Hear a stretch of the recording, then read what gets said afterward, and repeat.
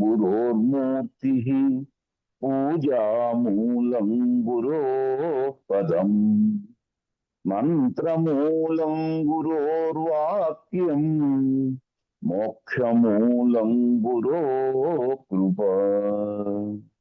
హరి ఓం. గురువు గారిని ఈనాటి మహానారాయణ ఉపనిషత్తుని కొనసాగించవలసిందిగా వినమ్రంగా వేడుకుంటున్నాను. గురువుగారు మొదలు పెట్టండి.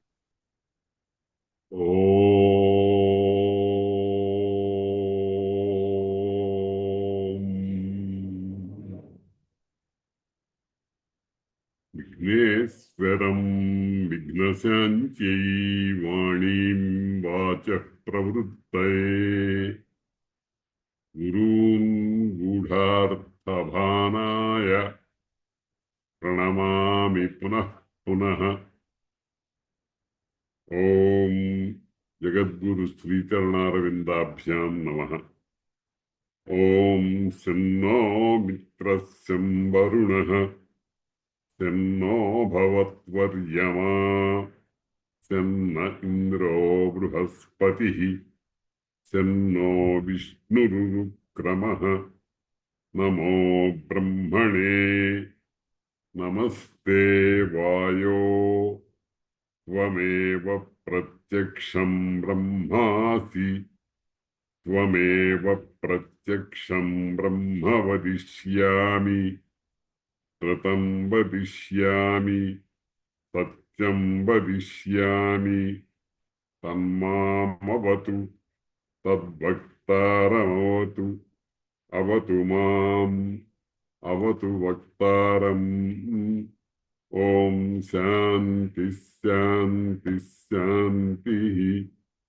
సహనావతు సహనౌ భునక్తు సహ వీర్యంకరవావహై తేజస్వినావధీతమస్తు మా విద్విషావహై. ఓం శాంతి శాంతి శాంతి.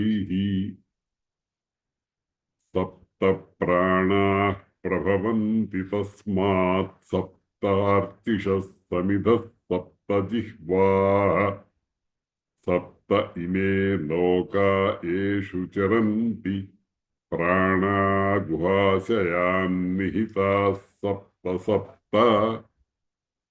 దీని గురించి వెనుకటి పాఠంలో కొంచెం వివరంగా చెప్పుకున్నాము. కొన్ని సందేహాలుంటే శర్మ గురువు గారు వాటికి వివరణ ఇచ్చారు. చాలా బాగున్నాయి. అవి ఫోన్లో రికార్డ్ అయి ఉన్నాయి కనుక వాటిని చూసుకుని ఇంకా ఏమైనా తెలుసుకోవాల్సిన విషయాలుంటే తర్వాతి పాఠంలో మనం ఆలోచిద్దాం. ఇక్కడ శరీరంలో అంటే మానవ శరీరంలో ఉండేటువంటి విభాగాలు ఎన్ని లెక్కలో ఎంత లెక్కలో ఉన్నాయి అనే వాటిని చెప్తున్నారు. మొట్టమొదట ప్రాణాలు 7 అన్నారు. దాని నుండి 7 అచ్చులు అంటే దీప కాంతి లాంటివి ఉన్నాయి అన్నారు. దానికి 7 సమిధలు ఉన్నాయి అన్నారు. 7 నాలుకలు ఉన్నాయి అన్నారు. 7 లోకాలు ఉన్నాయి అన్నారు. ఈ ప్రాణములన్నీ కూడా ఊహ అనేటువంటి భావనం నుంచి బయటికి వచ్చి 7 7 7 7 7 మొదలైనటువంటి తీరులో వ్యాపించి ఉన్నాయి అని చెప్పారు. సాధారణంగా వేదవాక్యాలన్నీ అన్నీ కూడా కోడ్ లాంగ్వేజ్ లో ఉంటాయి. గూఢ భాష అంటారు దాన్ని. కోడ్ లాంగ్వేజ్ అని అంటే మనం మామూలుగా లోకంలో అనేక పర్యాయాలు చూస్తూ ఉండేటువంటి విషయాలే. అన్నీ మాటల్లో చెప్పరు, కొన్ని సూచనలు చేస్తూ ఉంటారు. వాడికి 3 లేవు అంటారు. 3 అంటే ఏ 3 అనేటువంటిది మనం ఊహ ద్వారా సందర్భాన్ని బట్టి తెలుసుకోవాలి. అంటే బుద్ధి, జ్ఞానము, వివేకము అనేటువంటివి అవి అట్లాగా సందర్భాన్ని బట్టి ఆ భాషలో ఉండేటువంటి గుట్టుగా మనకు తోచేటువంటి విషయాల్ని సందర్భాన్ని బట్టి నిర్ణయించుకోవాలి. అయితే అక్కడికి అంతే సంగతులని కాదు. అవి ఒక్కొక్క సందర్భంలో ఒక్కొక్క రకంగా ఉంటాయి. కాబట్టి ఇదంతా ముఖ్యంగా వేద భాష అంతా గూఢ భాష. సాధారణంగా ఈ రోజుల్లో చాలామంది అనేకమైనటువంటి విషయాల్లో సరైనటువంటి అర్థం ఏమిటి అనేది గురుముఖత చదువుకొని నిర్ణయించుకునే శక్తి లేక నీచమైనటువంటి వ్యాఖ్యానాలు చేస్తూ లోకాన్ని తప్పుడు దారి పట్టిస్తున్నారు.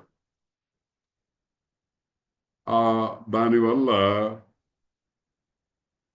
జరగవలసినటువంటిది, మనకు కావలసింది ప్రమోదము, సిద్ధిస్తున్నది ప్రమాదము. ఇది జరుగుతూనే ఉంది. చార్వాక మతాలు, విరుద్ధమైనటువంటి భావాలతో ఏర్పడేటువంటి అనేకమైనటువంటి వాదాలు, ఇవన్నీ కూడా దానికి ప్రధానమైన కారణం ఏమిటంటే వేదమును అనుసరించి ఏర్పడినటువంటి రామాయణ, భారత, భాగవతాలు మొదలైనటువంటి వాటిల్లో శబ్దము ప్రయోగింపబడిన శబ్దములో గూఢముగా ఉండేటువంటి అర్థాన్ని పట్టుకోలేని అశక్తత మూల కారణం అన్నమాట. దాన్ని పట్టుకోవడానికి చాలా కృషి కావాలి, చాలా చదివి ఉండాలి, చాలా గురువులతో చర్చలు చేసి ఉండాలి. ఇవన్నీ ఏం లేకుండా విన్న వెంటనే తప్పుగా అర్థం చేసుకోవటం, దాన్ని ప్రచారం చేయటం, బురద చల్లటం అంటామే. ఈ బురద చల్లటం అనే మాటే చూడండి. బురద చల్లటం అంటే నిజంగా చెంబులోనో ఎందులోనో బురద కలిపి మొహం మీద కొట్టడం కాదు. అట్లా మొహం మీద కొట్టినప్పుడు అవతలి వానికి ఏ విధమైనటువంటి వికార రూపం ఏర్పడుతుందో అటువంటి వికార రూపాన్ని తయారు చేయటం అని అర్థం. బురద అని మామూలు మాటకే ఇంతగా మనం అర్థం ఆలోచించాల్సి వస్తే వేద మంత్రాలని గురించి ఎంత జాగ్రత్తగా ఆలోచించాలి. ముఖ్యంగా ఉపనిషత్తు అంటే ఆత్మ విద్య, బ్రహ్మ విద్య అనేటువంటిది అనే ప్రాథమికమైనటువంటి అంశాన్ని గుర్తిస్తూ దానికి సంబంధించినటువంటి అర్థాన్ని మాత్రమే మనం గ్రహిస్తూ ఉండాలి. సాధారణంగా సాంఖ్యము అని ఒక శాస్త్రం ఉంది. సాంఖ్యం అంటే జ్ఞానమే. సాంఖ్యము అని అంటే 2-3 అర్థాలు ఉన్నాయి. అందులో ఒక అర్థము సంఖ్యల ద్వారా తెలియదగినది అని. ఈ సంఖ్య అనేటువంటిది మనకు వేద మంత్రాల్లో ఏకాచమే, తిస్రశ్చమే, పంచచమే, సప్తచమే, నవకంలో ఇట ఉంది ఏక, సప్తతి, తిస్రు మొదలైనటువంటి శబ్దాలు. ఏక అంటే ఏమిటి, 3 అంటే ఏమిటి, పంచ అంటే ఏమిటి, సప్త అంటే ఏమిటి, ఒక బేసి సంఖ్యలను మాత్రమే అక్కడ చెప్పుకుంటూ వచ్చారు. కాబట్టి సాంఖ్యము అనేటువంటిది చాలా జాగ్రత్తగా గురువులు అంటే అధిగత తత్వులైన గురువులు. బట్టి గురువు అంటే ప్రతివాడు పేరు పెట్టుకున్నంత మాత్రాన గురువు అయిపోడు. అధిగత తత్వ కో గురు, గురువు అంటే ఎవరు? అధిగత తత్వ అని అతని క్వాలిఫికేషన్ ఏమిటి అనే దాని గురించి మనకు చెప్పారు శాస్త్రాలు. శంకర భగవత్పాదుల వారు చెప్పారు. మొట్టమొదట తత్వాన్నంతటినీ కూడా జీర్ణింపజేసుకోవాలి తనలో. తర్వాత శిష్యహితాయ ఉద్యత సతతం, సర్వకాల సర్వావస్థలలో శిష్యుడికి ఏది హితమో, ఇక్కడ కూడా చాలా జాగ్రత్తగా ఆలోచించాల్సిన విషయం ఏంటంటే, ప్రియము హితము అని రెండు ఉంటాయి. అప్పటికి బాగుండేది ప్రియము, ఎప్పటికీ మంచి చేసేది హితము. కాబట్టి శిష్య హితాయ ఉద్యత సతతం, శిష్యుని హితము కోసము ఉద్యత మేల్కొని ఉండేవాడు. సర్వకాల సర్వావస్థల్లో ఆ శిష్యుని మేలు అనేటువంటి దాన్నే 3 కరణాల్లో భావన చేస్తూ ఉండటం, ఉపదేశం చేస్తూ ఉండటం అనేది అవి చేస్తారన్నమాట. కాబట్టి సాంఖ్యము అంటే సంఖ్యాశాస్త్రము ద్వారా తెలియవచ్చేటువంటి భగవద్జ్ఞానము అని ఒక అర్థాన్ని మనం సంభావించుకుంటే, అటువంటి సాంఖ్య తత్వ జ్ఞానము ఈ మంత్రంలో మనకు బాగా కనిపిస్తోంది. సప్త అనేటువంటి సంఖ్య ద్వారా, సప్త 7, తప్పు త వ్యాకరణంలో దగ్గరికి వెళ్తే దాని గురించి చాలా చాలా విశేషాలు ఉన్నాయి. మొత్తానికి ఇది ఒక సంఖ్యావాచకం. 1, 2, 3, 4 మొదలైనటువంటి విధంగా 9 దాకా ఉండేటువంటి దాంట్లో 9 పరమ సంఖ్య అయినటువంటి 9కి ఒకటి కాకుండా ఇంకొకటి ఒకటి వ్యవధానంగా ఉండేటువంటి సంఖ్య సప్త.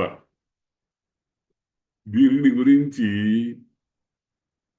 ఈ మంత్రంలో ఈ సప్త అనేదాన్ని 1, 2, 3, 4, 5, 6, 1, 2, 3, 4, 5, 6 అని 6 పర్యాయాలు సప్త శబ్దాన్ని ప్రయోగించారు. సప్తాస్యాసం పరిధయః మొదలైనటువంటి మంత్రాలు కూడా ఉన్నాయి. కాబట్టి అయితే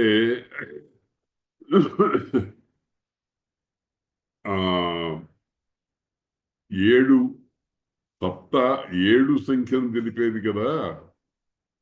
ఆ మంత్రంలో కూడా 7 పర్యాయాలు ఉంటే బాగుండును అని మనకు అనిపిస్తుంది. ఉన్నట్టే నట్టు అని ఎందుకంటున్నామంటే, ఇందులో ఈ 7తో పాటు కొన్ని అవ్యయాలు లాంటి పదాలు ఉంటాయి. దాని చేత మరొక దాన్ని ఆకర్షించుకోవాలి. కాబట్టి సప్త సంఖ్య కూడా ఈ మంత్రంలో 7 పర్యాయాలు ఉన్నట్టుగా మనం సంభావన చేద్దాం. భావనాత్మకంగా కూడా కలుపుకోవచ్చు.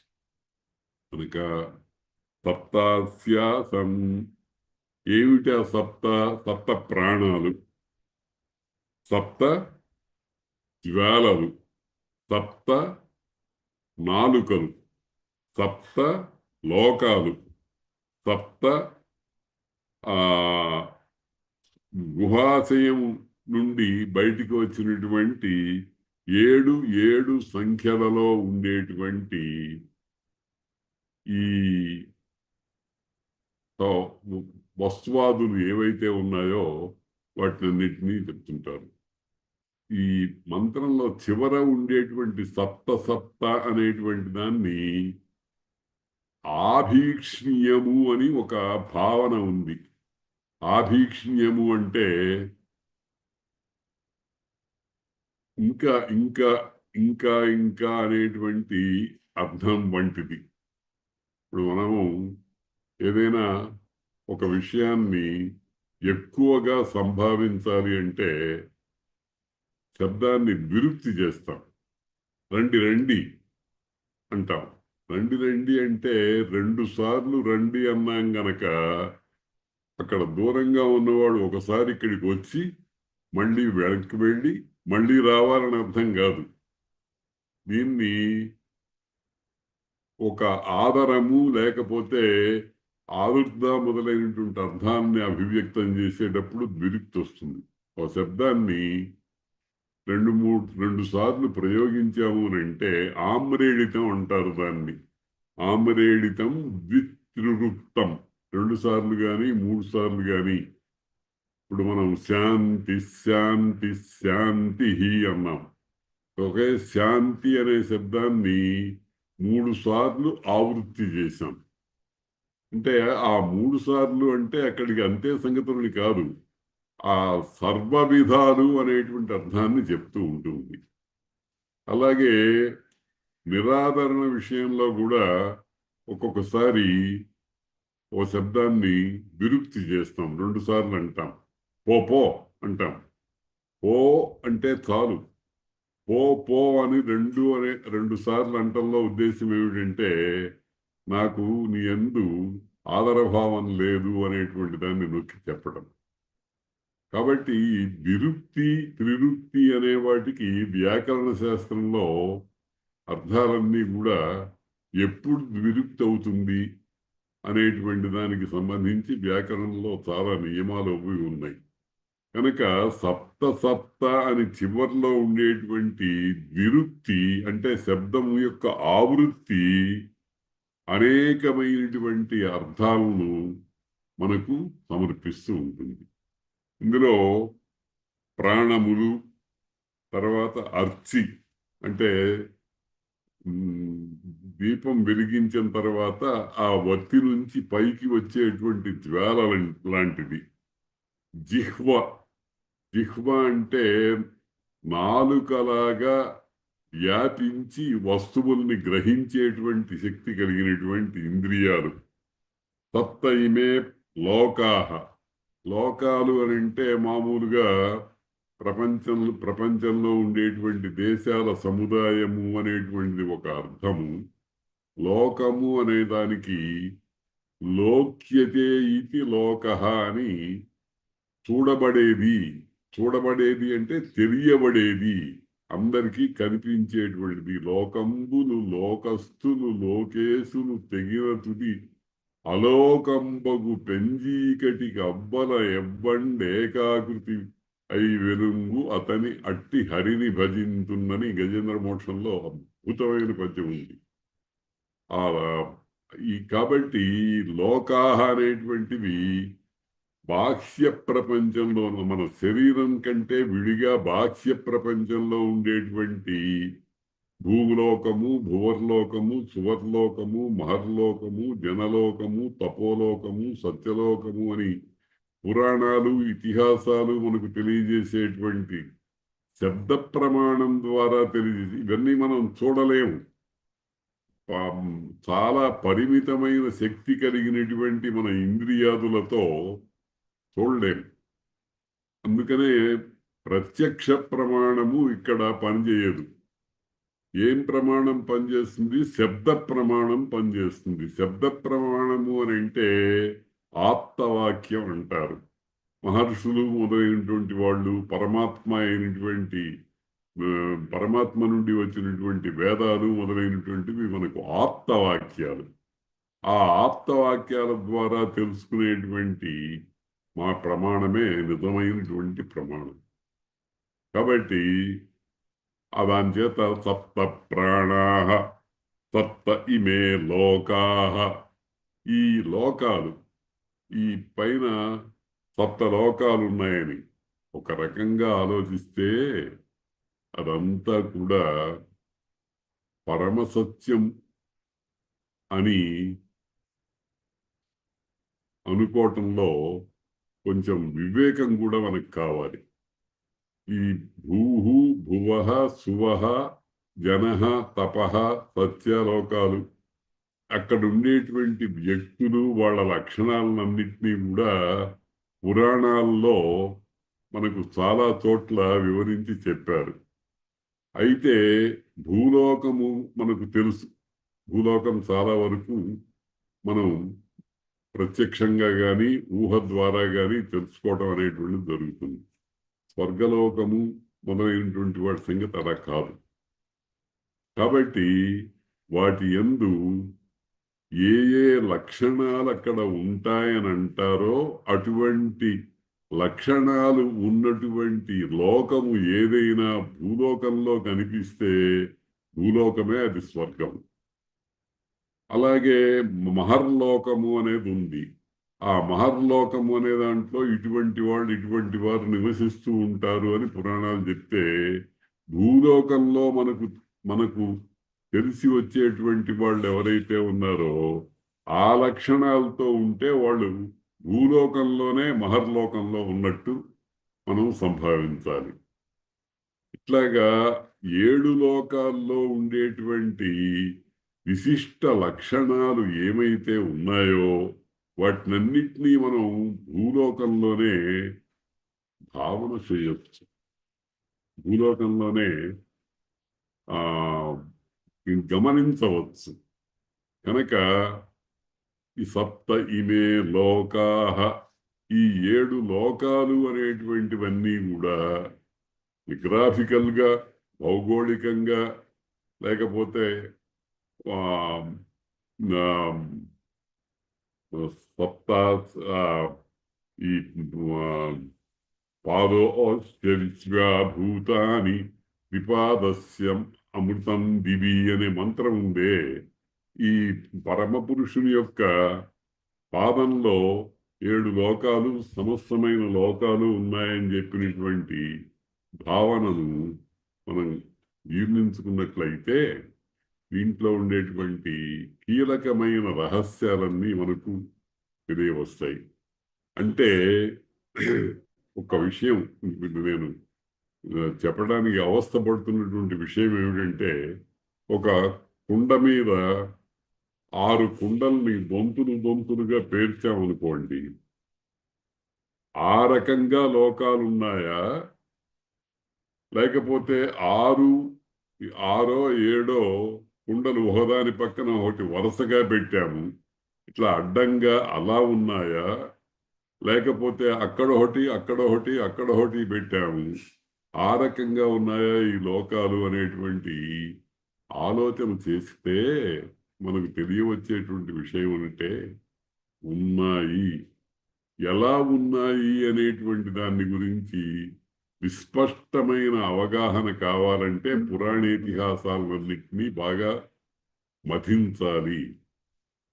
అంత జ్ఞానము మనకు కలగకపోతే మనం ఏం చేయాలి అంటే, పురాణం మన వేదము చెప్పినటువంటి దానంగా ఉన్నాయి అనేటువంటి నిశ్చయ జ్ఞానానికి రావాలి.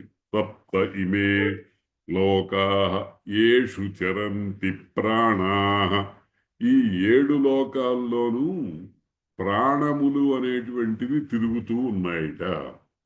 చరంతి అనేది వర్తమాన కాల క్రియ. అంటే ఈ తిరగటం అనేటువంటిది ఎప్పుడు ప్రారంభమైందో ఎప్పుడు ముగుస్తుందో ఎవరు చెప్పలేరు అని అర్థం. అంటే నిత్యము అని అర్థం. ఆ తిరగటం అనేటువంటిది తిరుగుతూనే ఉంటుంది. సప్త యేషు చరంతి ప్రాణాః, యేషు అని అంటే వేటిలోనైతే, మనకి చెప్పింది లోకాలు కదా, ఏ లోకాల్లో అయితే ఈ 7 ప్రాణములు, ఈ ప్రాణాలట ఇంకొక చాలా చమత్కారమైన మాట అంటోంది ఈ మంత్రం. గుహాశయాత్, గుహ హృదయ గుహ, హార్దాకాశము అని అంటాం. మనం చెప్పాం నీవార సూకవత్తన్వి పీతా భాస్వత్యనూపమ అధో నిశ్యా వితత్స్యాంతే నాభ్యాముపరి తిష్టతి అని చెప్పి లోపల గుండెకాయ అని ఉన్నామే, అదే గుహ. గుహ అంటే గుట్టుగా లోపల మహావిషయాన్ని దాచుకుని ఉండేటువంటి ఒక స్థానము అని అర్థం. అదేమిటంటే గుండెకాయ అని అనుకోండి. ఆ గుహాయాం గుహ ఆశయం, గుహ అనేటువంటి ఒక భాగము నుండి అన్ని రకములైనటువంటి రక్షణ వ్యవస్థ కలిగినటువంటి ఒక ఇంటి నుండి ఇవన్నీ ప్రాణాలన్నీ బయటకు వస్తున్నాయి. అంటే చూడండి, మనం తినేటువంటి పదార్థానికి సంబంధించిన రుచి కానీ, స్పర్శ వల్ల కలిగేటువంటి ఒక భావన కానీ, రూపం కానీ, చెవులకు వినపడేటువంటి వినికిడి కానీ, ఇవన్నీ లోపల నుంచి హృదయ గుహ నుంచే బయటకు వస్తున్నాయి. అందుకనే వాటిని దీపాలు, ఒత్తి, కాంతి మొదలైనటువంటి పేర్లతో ఆలంకారికమైనటువంటి పరిభాషలో చెప్పారన్నమాట ఇది. కాబట్టి ప్రాణ గుహాశయాత్ అంటే గుహ అనేటువంటి ఆశయము స్థావరం నుంచి వెలుపలికి వస్తున్నాయి. అంటే ఎంత చిత్రమైనటువంటి మాట ఈ మంత్రం మనకు తెలియజేస్తుందంటే, ప్రతిదానికి ఆవిర్భావ స్థితి ఒకటే. ఏమిటిది? పరమాత్మ తత్వం.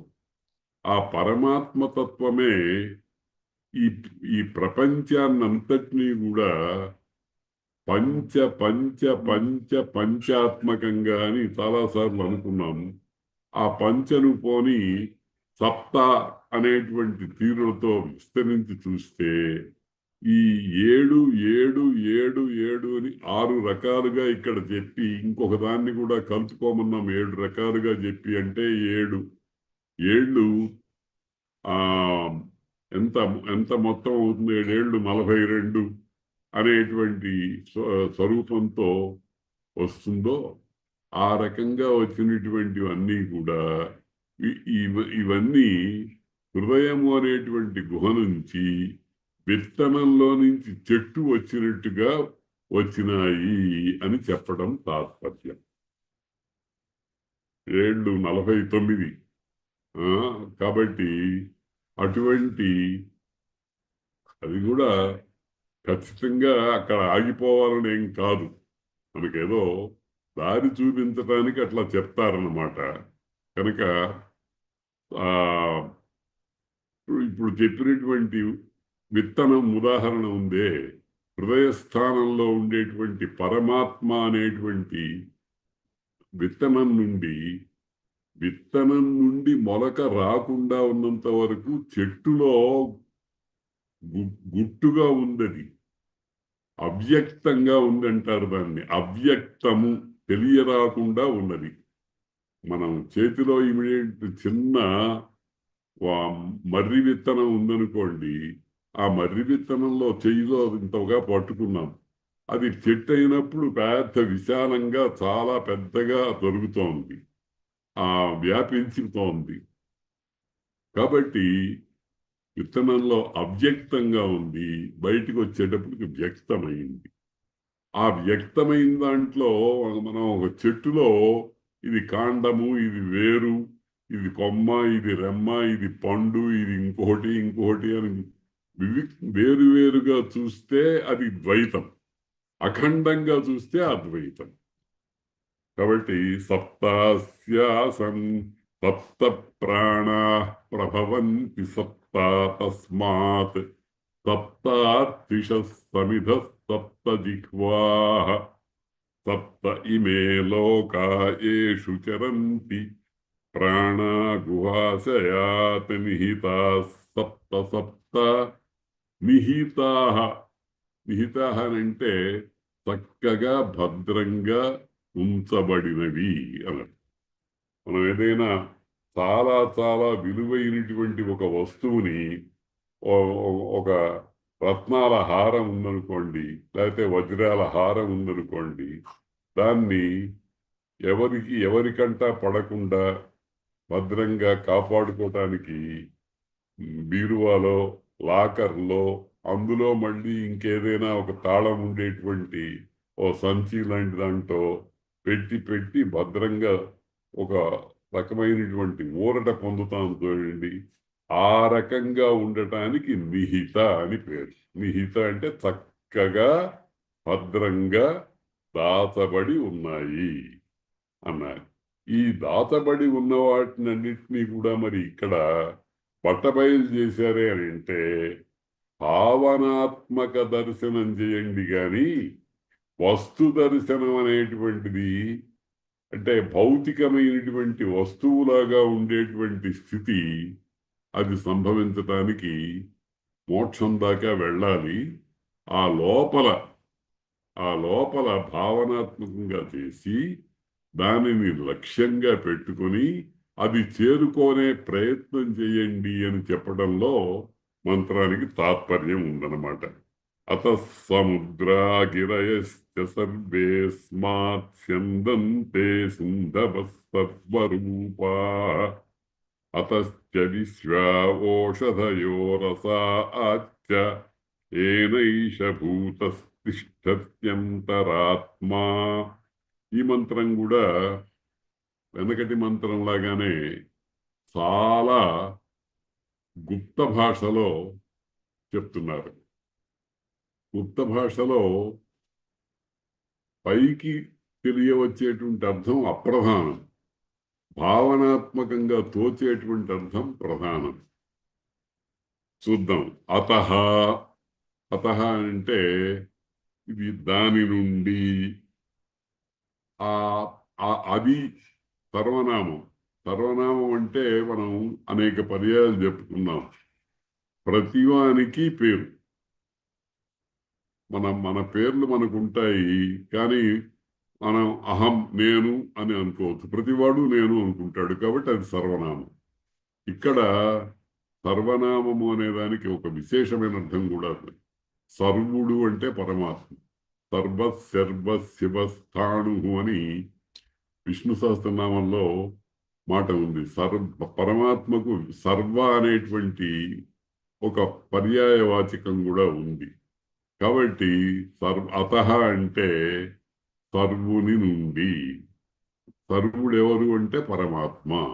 పరమాత్మ అంటే ఏమిటి అని అంటే ఈ 7 లోకాలు 14 లోకాలు అన్నీ కలిపి కట్టగట్టి ఆ పైన ఇంకా అధ్యతిష్ట దశాంగుళం అని పైన ఇంకా పాదోస్య విశ్వభూతాని త్రిపాదస్య అమృతం దివి అని పురుష సూక్తం మొదలైనటువంటి మంత్రాల్లో చెప్పారే, ఆ రకంగా 14 లోకాలు కాల్లో మాత్రమే పెట్టుకుని ఇంకా 3 ఇంతలు ఉందని అన్నారు.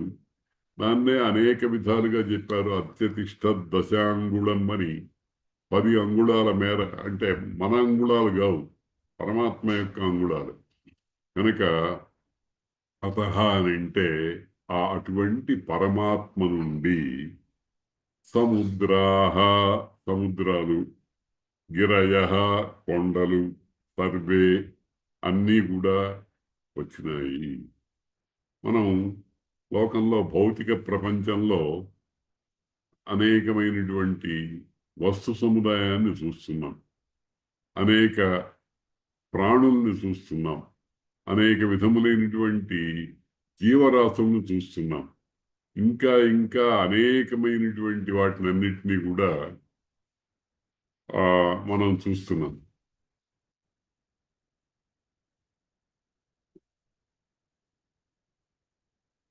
అత సముద్ర గిరయశ్చ సర్వే అస్మాత్ స్యందంతే సింధవః సర్వరూపాః.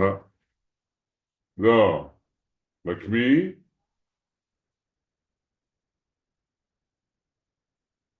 అతశ్చ విశ్వోషధయో రసాశ్చ ఏనైష భూతస్తిష్ఠత్యంతరాత్మా. అతః సముద్రాః గిరయః సర్వే అస్మాత్ స్యందంతే సింధవః సర్వరూపాః. అతశ్చ విశ్వాః ఓషధయో రసాశ్చ ఏన ఏష భూతస్తిష్ఠత్యంతరాత్మా. అతః ఈ పరమాత్మ వల్లనే సర్వే అన్ని విధములైనటువంటి సముద్రాహ సముద్రములు, సముద్రములు అంటే జలరాశులు అని మామూలుగా అర్థం. కానీ కొంచెం ఆ అర్థాన్ని విస్తరింపజేసుకుంటూ ఉంటే సముద్రాలు వస్తువులకు అంటే లెక్క పెట్టడానికి వీల్లేని సంఖ్యలో ఉండేటువంటి వస్తువులు, వాక్కులు మొదలైనటువంటివన్నీ కూడా సముద్రాల్లో మనం కలుపుకుని తీసుకోవచ్చు. గిరయ, గిరి అంటే కొండ. కొండలు మనకు అనేకమైనటువంటి కొండలు భూమిలో కనిపిస్తూ ఉంటాయి. నల్లమల, శ్రీశైలము, మరి తిరుమల మొదలైనటువంటివి, సింహాచలం కొండ, ఇలాగా హిమాలయాలు, వింధ్య పర్వతాలు, ఇవన్నీ కూడా ఈ ఈ గిరి అనేటువంటి దానికి ఈ కొండలు అనేటువంటి అర్థం. ఆ కొండలు మనకు లెక్కలోకి వచ్చినటువంటి హిమాలయము, వింధ్య పర్వతము, నల్లమల మొదలైనటువంటివి వెస్ట్రన్ ఘాట్స్ అని అంటారు. ఈ మంగళూరుకిను ఇటు యువతల ఒక హద్దుగా కలిగినటువంటి ప్రదేశాలకన్నిటికీ ఉండేటువంటివి. ఇవన్నీ ఇవి మనకు తెలిసి వచ్చేవి. చిన్న చిన్న తిప్పలు ఉంటాయి. మనం తిరుగుతున్న చోట చిన్న చిన్న తిప్పలు మొదలై ఉంటుంటాయి. మొత్తానికి గిరయ అనేటువంటి దాంట్లో మనం గమనించవలసిన విషయం ఏమిటంటే, సముద్రాహ అంటే చైతన్యభరితమైన వస్తువులు అని, గిరయ అంటే జడాత్మకంగా కనిపించేటువంటి వస్తువులని మనం భావన చేయాలి. అత సముద్రాహ గిరయశ్చ సర్వే అస్మాత్ స్యందంతే సింధవ సర్వరూపాః. అనేక విధాలుగా ఉండేటువంటి సింధవ అంటే నదులు. సింధు నది అని అంటామే, సింధు ఇక్కడ శబ్దము నదీ పర్యాయవాచకం. సింధవ అన్నీ కూడా చెందంతే. చెందించడం అంటే ఏమిటంటే ప్రవహించటం. ప్రవహించడం అంటే ఉన్న చోటనే ఉండకుండా అనేకమైనటువంటి ముఖాలతో వ్యాపిస్తూ ఉండటం. ఉదాహరణకు గాలి ఉందనుకోండి, గాలి కదులుతూ ఉంటుంది. అది దాని స్వభావాన్ని బట్టి ఒకప్పుడు ఉత్తరం నుంచి దక్షిణంగా, దక్షిణం నుంచి ఉత్తరంగా, తూర్పు నుంచి పడమరగా, పడమర నుంచి తూర్పుగా ఇట్లాగా కదులుతూ ఉంటుంది అన్నమాట. ఇదంతా యందనము అనేటువంటి దానికి అర్థం అన్నమాట. కదులుతూ ఉండటం. చందంతే. నీళ్లు అంతే.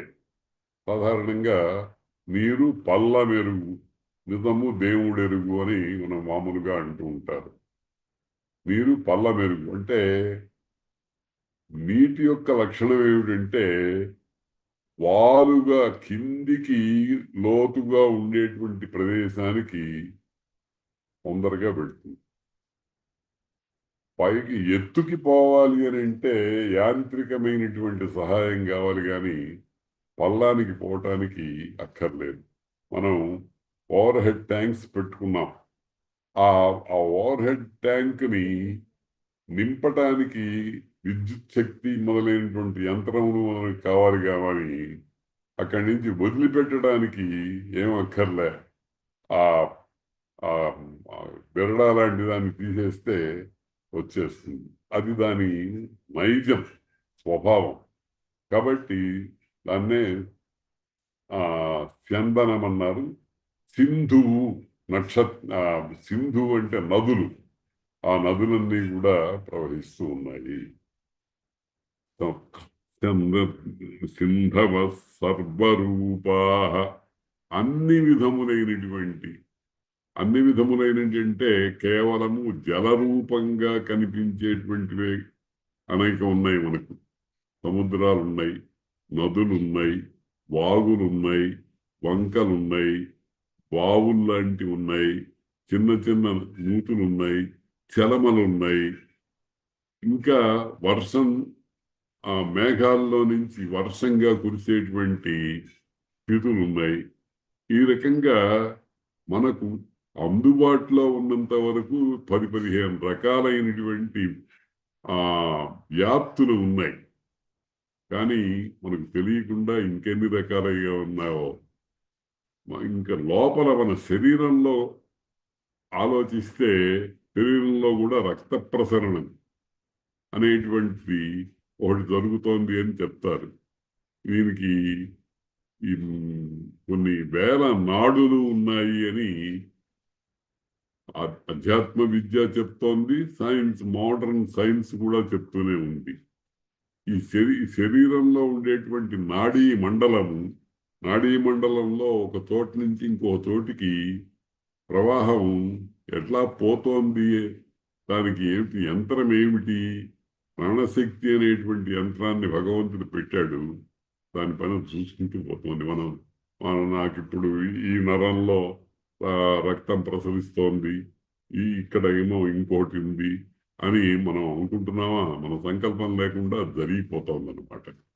కాబట్టి సర్వరూపాహ, ఎటువంటి రూపములైనటువంటి వాటికైనా సరే ఈ ఈ స్యందనం అంటే కదలిక, చైతన్యం అంటే ఒక చోటు నుంచి ఒక చోటికి పోవటం అనేటువంటిది ఇది జరుగుతూనే ఉంది. ఈ జరగటానికి మూల కారణం ఏమిటి అంటే పరమాత్మ శక్తియే. అస్మాత్, ఆ పరమాత్మ శక్తి వలనే. మొదటి పాదంలో కూడా అతహ అన్నారు, పరమాత్మ వల్లనే. అస్మాత్, పరమాత్మ వల్లనే. అతశ్చ, మళ్ళీ మూడో దాంట్లో అతశ్చ, ఆ పరమాత్మ వల్లనే. చ అనటం వల్ల ఇంకా ఇక్కడ మేము 3 చెప్పాం గాని ఆ చ అనే దాంతో మీకు లోకంలో తెలియవచ్చేటువంటి సర్వ విధములైనటువంటి చైతన్య శక్తుల్ని వీటికంటే భిన్నంగా ఉన్న వాటిని కూడా కలుపుకోండి అని అర్థం అన్నమాట. అతశ్చ విశ్వ ఓషధయ, విశ్వ సమస్తమైనటువంటి ఓషధులు అని అంటే మామూలుగా మందులు అనేటువంటి అర్థంలో ఇవి రూఢికెక్కింది. కానీ ఓషధులంటే మనం భోజనానికి పనికొచ్చేటువంటి ధాన్యాలు మొదలైనటువంటివి, వరి, గోధుమ, చోళ్ళు, రాగులు మొదలైనటువంటివి, ఓట్స్ మొదలైనటువంటివి ఎన్ని రకాలైనటువంటి పంటలు ఉన్నాయి భూలోకంలో. మనుషులు ఒక్కొక్కళ్ళు ఒక్కొక్క రకమైనటువంటి పదార్థాన్ని తీసుకుంటుంటారు. ఇవన్నీ కూడా ఓషధులే. మనకు చూడండి, ఆ మంత్రంలో చెప్పారు, తస్మాద్వా ఏతస్మాదాత్మన ఆకాశ సంభూత, ఆకాశాద్ వాయు, వాయోరగ్ని, అగ్నేరాప, అద్భ్యః పృథివీ, పృథివ్యాః ఓషధయః. అది ఈ నేల నుండి పృథివీ అనే అమ్మ, నేల తల్లి, ఆ నేల తల్లి నుంచి మనకు ఎన్నో రకాలైనటువంటి తినే పదార్థాలు, జీవునికి ప్రాణశక్తిని ఇచ్చేటువంటి పదార్థాలన్నీ కూడా భూమి నుండే మనకు వస్తున్నాయి. భూమికి ఇతరమైనటువంటి పద్ధతుల ద్వారా వస్తున్నాయి. అవన్నీ చేర్చుకుని నేల తల్లి మనకేం చేస్తోందంటే కావలసిన పదార్థాలన్నింటినీ ఏర్పాటు చేస్తోంది. ధాన్యాలు, ఆకుకూరలు, పండ్లు, తర్వాత మూలికలు అంటే వైద్యానికి పనికొచ్చేటువంటి మూలికలు మొదలైనవి. ఇలాగా పరిగణన చేసుకుంటూ పోతే ఇవన్నీ ఎన్నున్నాయి అంటే ఏదో పాతకాలపు వాళ్ళు చాలా మహామేధాశక్తినంతటినీ ఉపయోగించి 21 లక్షల రకాలున్నాయి అని చెప్పారు. స్థావరములు మన మామూలుగా జరాయుజములు, అండజములు, ఉద్భిజ్యములు,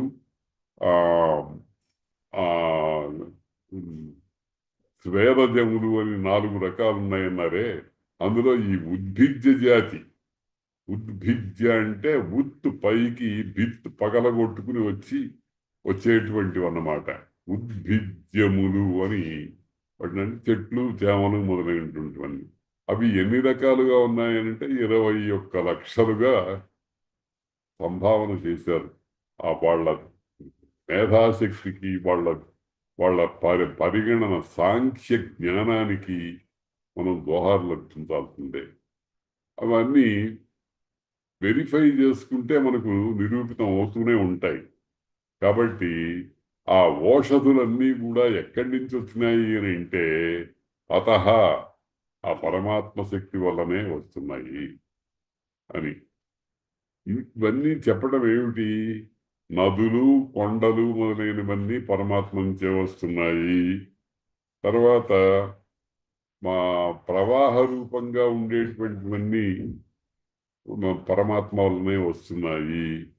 జీవరాశులకు కావలసినటువంటి ఆహారాన్ని సమకూర్చేటువంటి ఓషధులన్నీ కూడా పరమాత్మ నుంచి వస్తున్నాయి అని ఇట్లా వివిధ్యమానంగా వేరువేరుగా చెప్పడంలో ఉద్దేశం ఏమిటంటే సర్వమునకు మూల కారణము పరమాత్మయే. ఇది తెలుసుకుంటే, పరమాత్మ తత్వము తెలుసుకున్నట్టయితే మనం పరమాత్మ మహిమను, గొప్పతనాన్ని గుర్తించి ఎప్పటికైనా సరే మనము పరమాత్మతో ఒకటిగా అయిపోయే స్థితిని సంపాదించుకుని ఆ అద్వైత సిద్ధి పొందుతాము అనేటువంటి ఒక దృఢమైనటువంటి సంకల్పం ఏర్పడటానికి అవకాశం ఉంటుంది కనుక దానికి సంబంధించినటువంటి వివరాలన్నింటినీ కూడా ఇటువంటి మంత్రాలు మనకు చెప్తున్నాయి. ఉపనిషత్తు యొక్క ప్రయోజనం ఏమిటి? ఉపనిషత్తు అంటే ఏమిటి? జ్ఞానమే. పరమాత్మ యొక్క జ్ఞానమే. ఆ పరమాత్మ జ్ఞానము ఎన్ని కోణాల్లో నుంచి చూడొచ్చునో అన్ని కోణాల్ని చక్కగా వివరించి చెప్తున్నాయి ఉపనిషత్తులు. ఉపనిషత్తు అంటే జ్ఞాన వాహికలు. జ్ఞానం అంటే పరమాత్మ సంబంధమైనటువంటి తెలివి. జ్ఞానము విజ్ఞానము రెండు ఉన్నాయని అనేక పర్యాయాలు అనుకుంటూ ఉంటాం. అతః సముద్రాః గిరయశ్చ సర్వేస్మాత్ స్యందంతే సింధవః సర్వరూపాః అతశ్చ విశ్వా ఓషధయో రసాశ్చ.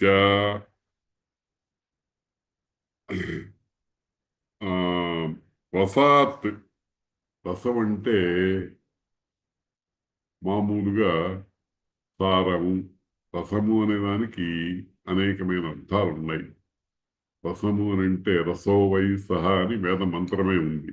రస అంటే పరమాత్మే. పరమాత్మయే అనేక విధాలుగా మనకు వ్యాపించి మనకు మనకు బతుకుని బతుకు తరువాత ఉండేటువంటి ఆనందము మొదలైనటువంటి వీటినన్నిటినీ కూడా మనకు అందిస్తున్నారు. కాబట్టి ఇక్కడ రసశబ్దము పరమాత్మవాచకమే. రసాచ ఏన ఈశ భూతస్తిష్టత్యంతరాత్మా. ఏన అటువంటి ఆ పరమాత్మ చేతనే ఏష భూత ఈ ఏర్పడి ఉన్నట్టు భూత అంటే ఏర్పడి ఉన్నటువంటి విశ్వమంతా తిష్టతి ఉన్నది. ఎక్కడ ఉన్నది? ఏ స్వరూపంగా ఉన్నది? అంతరాత్మ. అంతరాత్మ అనేటువంటి భావనతో మనకు ఉన్నది అని ఈ మంత్రము పరమాత్మ యొక్క సర్వశక్తిమత్వ, సర్వవ్యాపకత్వ, సర్వజ్ఞత్వాది లక్షణాలన్నింటినీ కూడా సంభావన చేయటానికి కొంచెము చేయూతనిస్తోంది. ఇటువంటి మంత్రాలు మనకు చేయూతనిస్తూ ఉంటాయి. అతః సముద్రాగిరయశ్చ సర్వేస్మాత్ స్యందంతే సింధవః సర్వరూపాః అతశ్చ విశ్వా ఓషధయో రసాశ్చ ఏన ఈశ భూతస్తిష్టత్యంతరాత్మా. దీన్నే మరికొంత వివరిస్తున్నారు. బ్రహ్మా దేవానాం పదవీ కవీనాం ఋషిర్విప్రాణాం మహిషో మృగాణాం శ్యేనో గృధ్రాణాగుం స్వధితిర్వనానాగుం సోమః పవిత్రమత్యేతి రేభన్. ఆ పరమాత్మ ఇంకొక చమత్కారమైనటువంటి పని చేస్తున్నాడు.